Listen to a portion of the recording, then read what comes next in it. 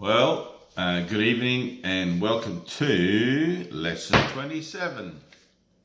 Course in Miracles, Book B in the White Edition, and there's Book A, which is the text. So you can get that on Amazon at the moment, and possibly BookPod and other places online. You just have to Google it. So, all right, we'll get into it. It's only a short one, but this is one of the first lessons that really deals with an attitude towards the goal of the course itself, which is inner peace. I mean, up until now, it's dealing with sort of functional stuff, like the looking at your thoughts and trying to put across that idea that you're in control of your thoughts and your thoughts are not in control of you. And a step towards reclaiming the power of your mind, if you like, or reclaiming your what would you call it? Your God-given right to peace, right? As a traveller in a foreign land. All right, well, here we go. Lesson 27. Above all else, I want to see. Right? Above all else. Today's idea expresses something stronger than mere determination. It gives vision priority among your desires. You may feel hesitant about using the idea on the ground that you are not sure you really mean it. Above all else, I want to see. Do I really mean it? This does not matter. The purpose of today's exercises is to bring the time when the idea will be wholly true a little nearer. Right? I love that line. The purpose of today's exercises is to bring the time when the idea will be wholly true a little nearer.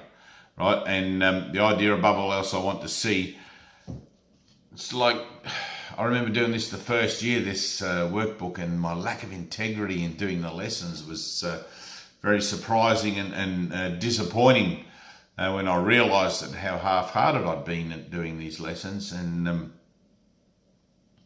not only with the particularly in doing the lessons, but the idea that what the lessons represented to me, was that ability to find and maintain that sense of inner peace, which is something I wanted above all else, because my mind was just this babbling mess, and I couldn't take it any longer.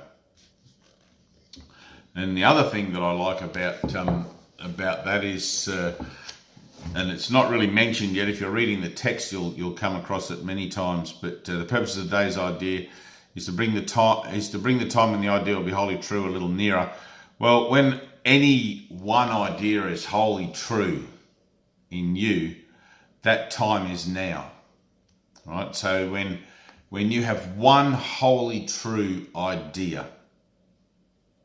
Not an idea that's split or partial, as in all temporal physical ideas and thoughts are, but when you have one idea that's wholly true, you'll be gone from here.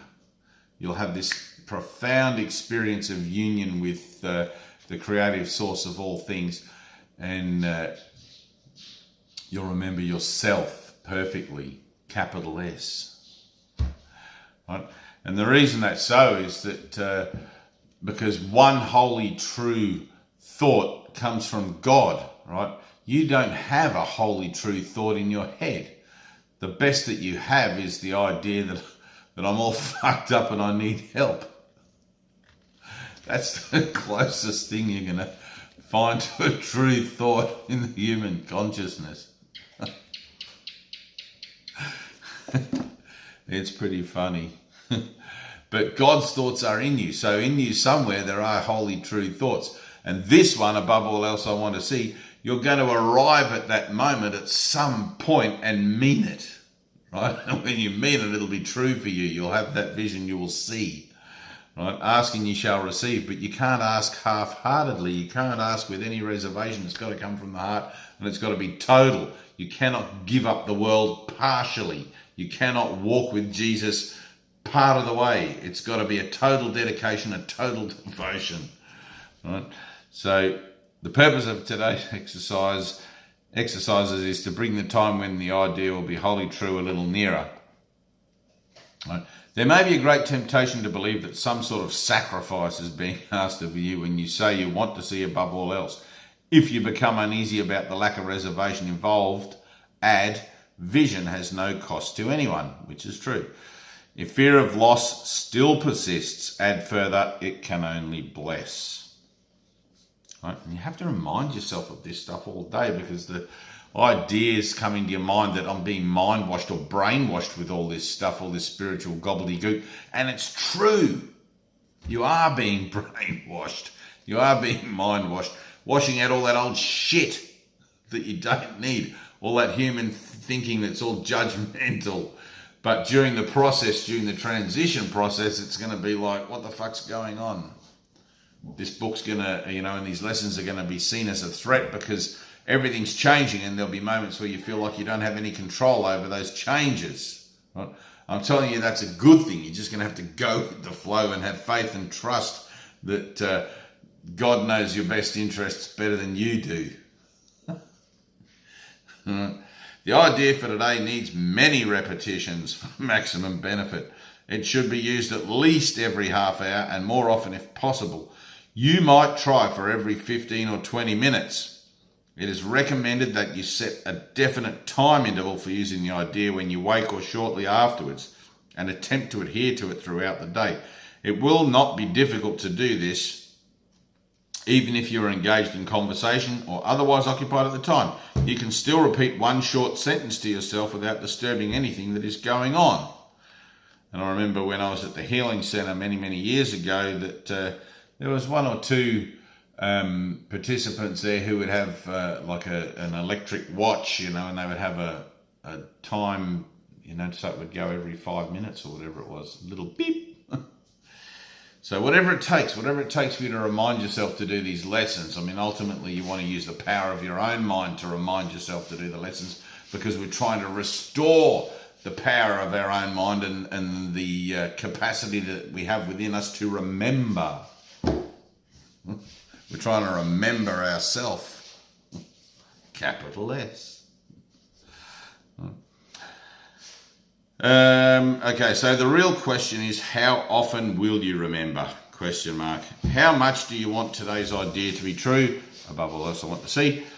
Answer one of these questions and you have answered the other. You will probably miss several applications and perhaps quite a number. Do not be disturbed by this, but do try to keep on your schedule from then on. If only once during the day you feel that you are perfectly sincere while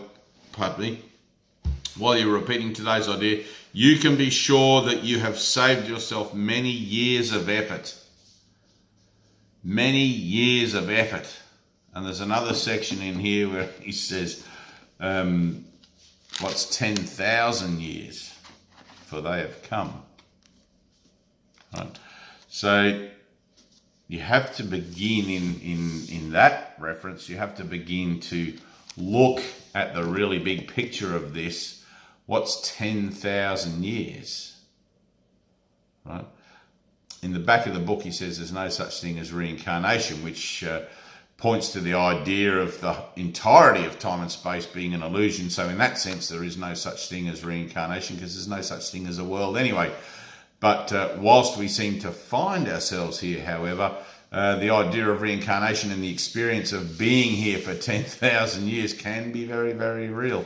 Albeit that you're going to be at the back of a very long queue each incarnation, waiting to have a re-entry procedure. Not everybody wants to have kids at the moment. So, all right, well, that's it. So above all else, I want to see. You're not going to mean it when you say it. When your life is in the shit, you'll mean it. And I remember the old saying, there are no unbelievers in the foxholes, which means that during the war, when the bombs were falling all around the soldiers who were out in the fields at night, they had to dig these foxholes, these little holes to sleep in, and they would hope like hell and pray like fuck that a bomb didn't land in their foxhole and blow them all to hell. Everyone believed in God, and everybody meant it when they said, help me God. There was no half-hearted prayer. So, and quite often, like when you have these moments where you have to make a decision, right? Obviously, to actually want to see. Above all else, I want to see. Well, I don't even know what that means, right? But above all else, I want to see. Well, Jesus is telling me that that's going to be in my best interests, and it wouldn't be one of these lessons if it wasn't.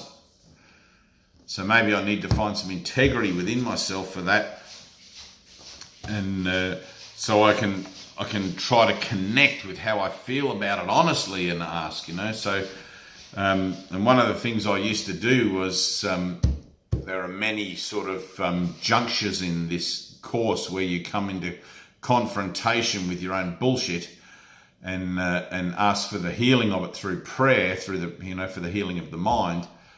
And one of the things I used to do was to go down to the beach at night near where I lived, and I would sit in the sand and draw a circle around myself when I knew that I was only half-hearted in asking, and it's like, and there's a funny thing is that you can have some incredible shit going on for you in your life and still only be half-hearted in asking in your prayer. And one of the most amazing realizations that you'll have is when nothing changes, it's like, well, who's failing here, me or God? Is it the prayer of my heart that's not sincere? Is there still some little bit of joy that I find in revenge or in desire or in whatever it is, that shows up, jealousy or anger? Because to whatever extent the integrity of your prayer is offered, that's what you will receive.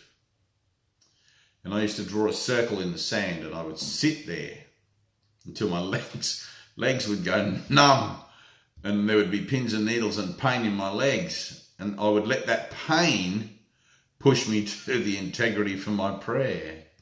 I know that sounds kind of like self-abusive, but it's like when you're facing some real shit, it's like, man, I will do it, whatever it takes. I'll walk on hot coals to get me to bloody wake up to myself. All right, well, I love you, and don't walk on hot coals.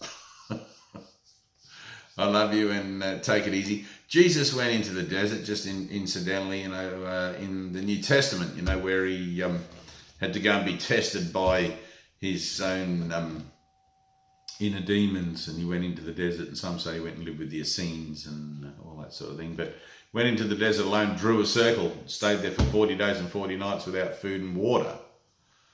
Right now, I've seen Penn and Teller do some pretty strange things, and other, but who knows? Whatever it takes is whatever it takes.